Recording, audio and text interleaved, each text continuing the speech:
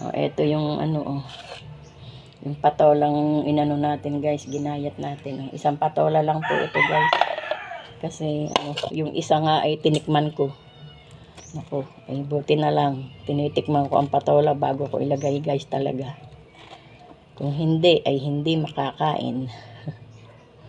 Hindi talaga makakain, guys. Ayan. Patola.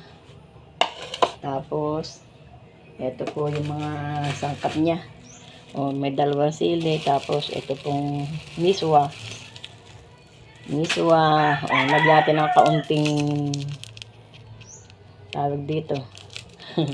Kaunting pampalasa. Ayan, guys. Magluluto na ang lola niya. Ayan. Magluluto na tayo, guys. Ayan. Halika dito. Tayo magluluto na.